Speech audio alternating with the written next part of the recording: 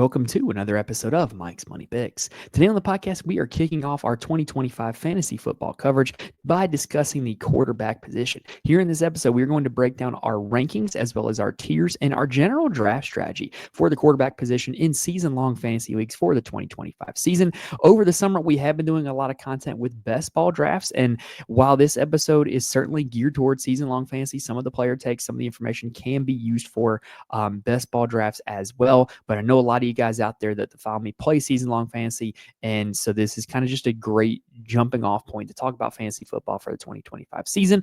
And so we're going to be talking every single position as the week goes on. Probably over the next week and a half, we're going to have quarterback, running back, wide receiver, and tight end. And so obviously, this is the first episode here, the quarterback position. So if you are not already, make sure you are subscribed to the channel. That way you can be with us for the rest of our fantasy football content, as well as all of our in-season content as well. Plus, we do a ton of college football content. We've done a lot of college football best ball drafts here on the channel this summer, and we are going to be covering college football DFS once week 0 starts next week. And then also we have our college football season preview talking about over-unders, win totals, stuff like that out as well. But without further ado, let's go ahead and kick it off by talking about the top quarterbacks in fantasy football for the 2025 season. So my tier 1 of quarterback is going to be 4 quarterbacks and 4 quarterbacks only. These 4 quarterbacks, to me, all have true QB1 overall ceiling, and they all have an incredibly high floor. They're just very safe players that you can pick for your fantasy team and know that you are locking in both a very high weekly floor and all have a very high weekly ceiling that can single-handedly go out and win you weeks on their own. These 4 quarterbacks in order are Josh Allen, Lamar Jackson, Jalen Hurts, and Jaden Daniels. And I would have it in that exact order. But here's the reason why all 4 of these guys separate into this first tier as opposed to any other tier. All 4 of these quarterbacks, Allen, Jackson, Hurts, and Daniels, finished in the top 6 in fantasy points per game at the QB position in the 2024 season. These 4 quarterbacks ranked 1 through 4 in fantasy points per dropback. Fantasy points per dropback is one of the stickiest stats in all fantasy football. It's one of the best predictors of how well a quarterback is going to score fantasy points, because at the end of the day, passing volume can vary, efficiency through the air can vary, but if you are consistently putting up fantasy points every time you drop back, whether it is with your arm or with your legs, that is a consistent indicator that you're going to have a lot of success from a fantasy scoring perspective. And honestly, the reason why these 4 guys are all here in this tier alone is because they do have a ton of upside with their legs. Their rushing ability gives them all very safe floor and an incredible upside because you score fantasy points a lot quicker with your legs than you do with your arm. And as I said, I would have it in that exact order. Allen, Jackson, Hurts, and Daniels. It was Lamar Jackson who had his absolute ceiling season last year. He was absolutely incredible. But I would tend to think over a longer sample size, over the course of their careers, and from what I've seen in terms of the direction that both offenses are going, I would rather have Josh Allen as a fantasy quarterback this year, but I think it's really, really close between those 2. I would also have Jalen Hurts over Jaden Daniels. First off, we see with Jalen Hurts year after year, the tush push just kind of is like an instant fantasy point, where if they get tackled at like the 1 or 2 yard line in Philadelphia, Jalen Hurts is instantly getting you 6 fantasy points. That's an incredible luxury to have. He led all quarterbacks in rushing touchdowns last year, largely because of the tush push. And then I've got Jaden Daniels at 4th. And look, there's nothing against Jaden Daniels. QB4 is like a really respectable spot for a guy who is coming off of an incredible rookie season. I do think it's more likely that you see Daniels falter out of these 4 than the others. I do think that he still needs to learn how to take hits without getting hurt. That's kind of something that worried me watching him this past year. And I do think that if there is any regression coming for any of these quarterbacks, it's likely to come from Daniels now that the NFL has a full season of film on him, and now that the NFL is going to be able to prepare for what he did to them last year. We have seen sophomore slumps with quarterbacks before. Think about RG3 in 2013, another Washington quarterback, ironically. Think about CJ Stroud last year. You just see guys in their second year occasionally take a dip. I'm afraid it could happen to Daniels, but his overall profile as a rusher and a passer has him in my tier 1, along with Allen, Jackson, and Hurts. And honestly, in season-long fantasy, I'm willing to draft any of these quarterbacks in the 3rd round. Like I said, I think that when you look at the quarterback position, You don't want to have to be making a decision every single week in terms of who to start, because you're going to cost yourself points more often than not over the course of the season by making those start sit decisions. You draft one of these four, you don't have to make a decision. You're starting them every single week. No ifs, ands, or buts about it. The only thing that would cause you to change your mind is if they get hurt. And they're just incredible locked in starters that are going to give you advantage over the rest of the league at the position. And that is why they are in my tier 1.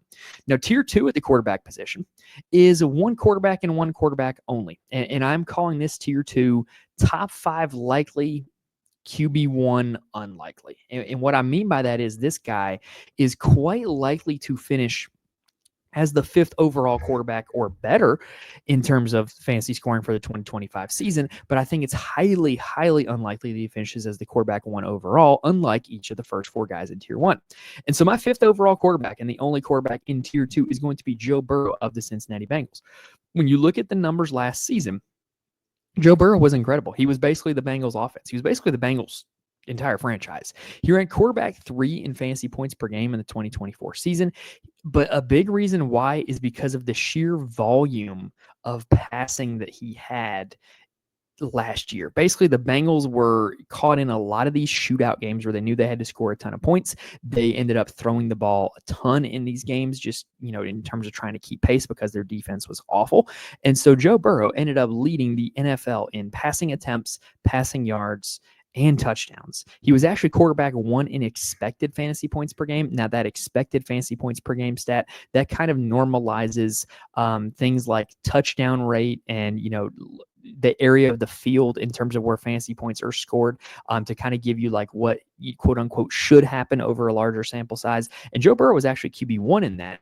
Large reason why is because, he doesn't have the rushing upside of the other guys, but he did have an insane amount of passing volume. But with that lack of rushing upside and with that insane amount of volume, he was only quarterback 11 in terms of fantasy points per dropback. What that means is this: while I don't think he's going to fall all the way to the 11th best quarterback this year, what that means is if the passing volume were to go down for Joe Burrow, or if the Bengals offense were to take a step back this year, that would hurt his fantasy scoring significantly because it takes him more passing attempts to score the same amount of fantasy points of each of the top 4 quarterbacks. And so if the attempts goes down, then his fantasy points is going to go down quite significantly. I'm willing to draft Joe Burrow in the 5th round, but he's a guy that I'm probably not going to find myself drafting. I would really rather prioritize one of the top 4 quarterbacks or wait longer on a quarterback than to take Joe Burrow here kind of in this tier 2 all by himself. Now, after this is when the quarterback position gets really muddied, in my opinion. However, I do think that there are 4 really solid, dependable weekly starters that are my QB 6, 7, 8, and 9 this year. And respectively, they are Patrick Mahomes, Kyler Murray, Bo Nix, and Justin Fields. All 4 of these guys, to me, are guys that if you draft them, like any of the top 5 quarterbacks above them, if you draft them, you really don't have to make a start-sit decision unless you would to see like these guys with like the all-time worst matchup and your backup has like the best matchup in the league, or if your backup just absolutely booms. These are guys that you can just set it and forget it in your lineup and feel pretty comfortable about because they have a very high floor. They're not going to give you a whole lot of dud games, and they do have upside to give you ceiling games as well. But all 4 of these quarterbacks, Mahomes, Murray, Nix, and Fields, all 4 of them have never had a season where they finished outside the top 12 in fantasy points per game as a starting NFL quarterback. Now, obviously, that's not including Justin Fields last year in Pittsburgh where he wasn't starting. It's not including some of Murray and Mahomes' injury-riddled seasons. But when these guys have finished a season as the starter, they've ranked top 12 in fantasy points per game at the quarterback position every single time. And so I think that gives them a very safe, dependable floor. And so I would certainly have these guys above the rest when we're looking at guys outside the top 5 at the quarterback position.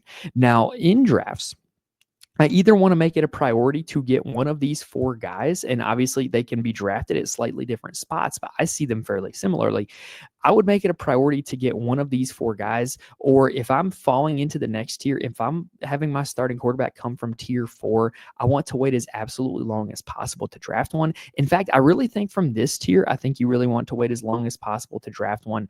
But if you're looking at the board, you're looking at what's available to you, and you don't necessarily like the running backs or receivers that are available, I do think that you could do much worse than taking one of these guys, because like I said, these are guys where you're not going to be costing yourself with points from start sit decisions, because these guys are pretty close to set it and forget it starters every time they take the field. Now, my tier 4 at the quarterback position, I'm referring to this as the quarterback dead zone. Starting with my quarterback 10 overall, Brock Purdy, followed by Caleb Williams, Dak Prescott, Drake May, and Justin Herbert. So all of these guys, I would have no problem to be drafting as my starting quarterback in fantasy football, because, fantasy football leagues generally have 10 or 12 teams, and these are kind of, it would take me all the way to quarterback 14, right? So I'm okay with drafting these guys as my starter. But there's certainly question marks with all of them. There's times where you're going to really be questioning if you really want to start these guys in your lineup, and it's going to be a weekly decision if you end up having one of these guys as your starter, in terms of, the backup has a slightly better matchup. Do I want to play the backup? Do I want to roll with the starter? Like, there's just ways and reasons that all 4 of these guys could be solid starters. There's also ways and reasons that all 4 of these guys could completely have a floor season and tank your team.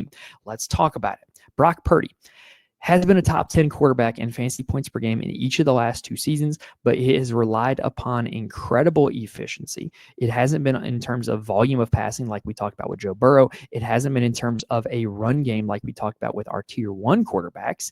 And it just really, it's a very narrow pathway for Brock Purdy to end up having a really good season. And fortunately for him, he's kind of threaded that narrow pathway each of the last 2 seasons. Caleb Williams was quarterback 16 overall last year, right? So one thing that I think people do not rate enough when drafting in fantasy football is they don't look at last year's performance, because I think last year is a very good indicator of what's going to happen this year unless things changed. The good news for Caleb Williams is that a lot changed in Chicago in the offseason.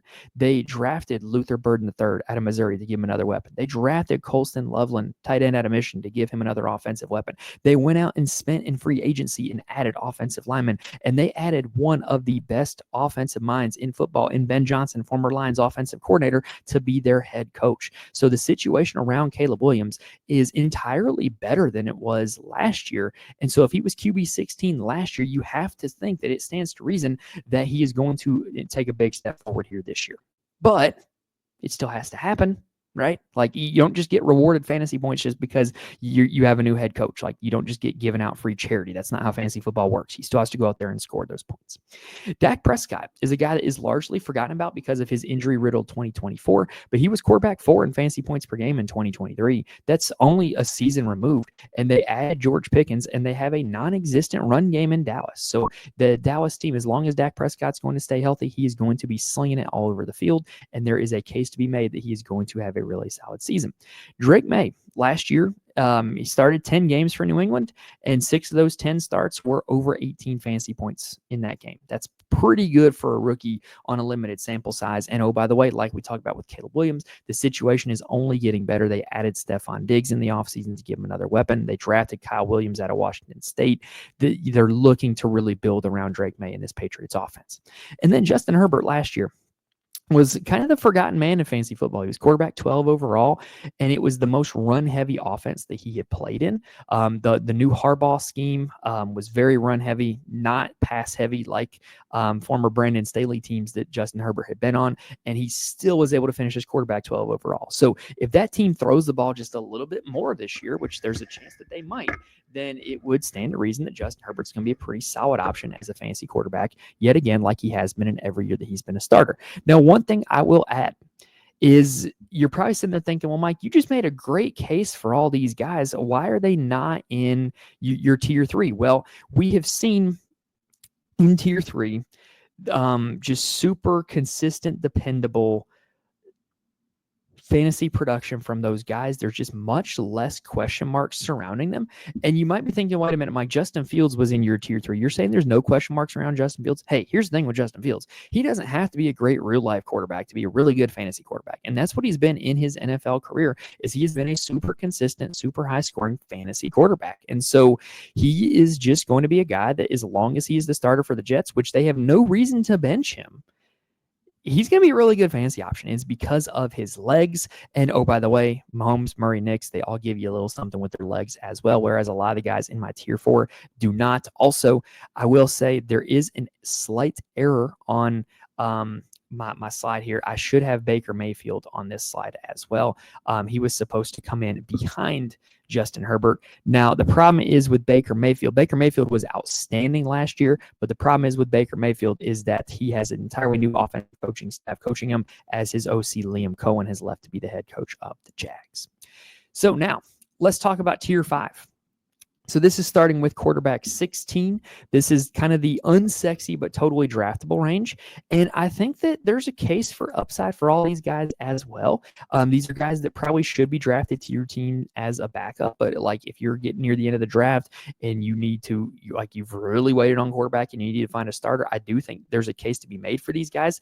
I really don't think there's that big of a gap between these guys and the tier 4 that we just talked about. That's why I was referring to tier 4 as the dead zone, because there's just not that much separation from those guys into these guys that we're going to talk about in tier 5.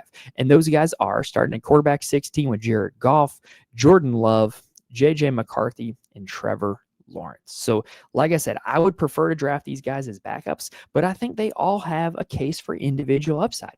Jared Goff has quietly been very good. He's quietly been over 17 fantasy points per game in each of the last 3 seasons. Granted, those are with Ben Johnson as his offensive coordinator, but the personnel is still there. The bones of the offense are still there, even if Ben Johnson is now with division rival Chicago. Jordan Love was just quarterback 5 in fantasy points per game in the 2023 season. Like we were talking about with Dak Prescott, that's just 1 year ago. So if Jordan Love can have a nice little bounce back year, he could be your starter week in and week out. For JJ McCarthy, the Vikings starting quarterback has been an absolutely elite option in fantasy ever since Kevin O'Connell has been the head coach. The Vikings starting quarterback has finished in the top 12 in fantasy points per game in each of the last 6 seasons. That also includes a few injury-shortened seasons in there as well from some of those quarterbacks. That's why I said fantasy points per game. But now JJ McCarthy is going to be stepping into that starting role. And then Trevor Lawrence was top 15 in fantasy points per game in both 2022 and 2023, and now has the offensive coordinator in Liam Cohen that helps Baker Mayfield have a career year in 2024. So like I said, there's a case to be made that there is some upside for all 4 of these guys. I would prefer not to draft them as my starter, but like if you have to draft a starter from my tier 4 and you get one of these guys as your backup, you could end up in a situation where one of these guys in tier 5, Goff, Love, McCarthy, and Lawrence, where these guys end up maybe overtaking as the starter for your team and can end up starting some games for you down the stretch. Now, lastly, these are going to be the last guys that I talk about. These are fantasy backups with upside, starting with CJ Stroud, Michael Penix Jr., Bryce Young, and Cam Ward. So CJ Stroud in Houston was a top 10 fantasy quarterback in 2023, fell off a little bit last year. The offensive line concerns me a little bit in Houston, but they seem to be fully committed to getting him weapons because they drafted both elite Iowa State receivers, Jaden Higgins and Jalen Knoll, this year in the draft. So CJ Stroud definitely has a lot to play around with there in Houston. Michael Penix Jr. in Atlanta started the last 2 games of the season there for them, and he looked pretty good. And Bryce Young last year for Carolina was benched and then replaced as the starter, and he looked pretty good as well. So the stat that I actually found looking at the number was that Bryce Young and Michael Penix Jr. both averaged 18 fantasy points per game after being named the starters last year. That's not nothing. Both these guys ended the season very well, and so if you draft a tier 1 or tier 2 quarterback for me, I do think you can go get one of these guys, a Stroud, a Penix, a Young, or a Ward, and have plenty of upside with that guy in your roster. And if they end up booming, then they could end up being a guy that you could trade off. Or if they, if your starter gets hurt, these are guys that you could plug in and play as your backup and hopefully feel very little to no regression there. And then I kind of didn't mention him a whole lot, but Cam Ward, obviously the number 1 overall draft pick to the Titans, very aggressive downfield thrower of the football, entering an offense in Tennessee that is from the Cincinnati Bengals, kind of Sean McVay type coaching tree. So hopefully he's able to come in, step in that offense and have some production.